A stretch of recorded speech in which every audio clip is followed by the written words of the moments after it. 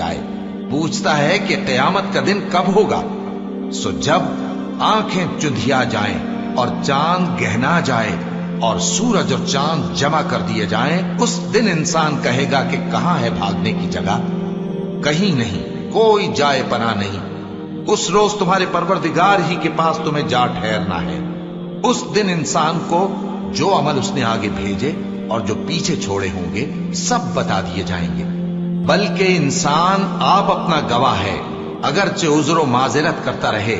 और ए पैगंबर सल्लल्लाहु अलैहि वसल्लम, वही के पढ़ने के लिए अपनी जबान को तेज तेज हरकत ना दिया करो कि इसको जल्द सीख लो।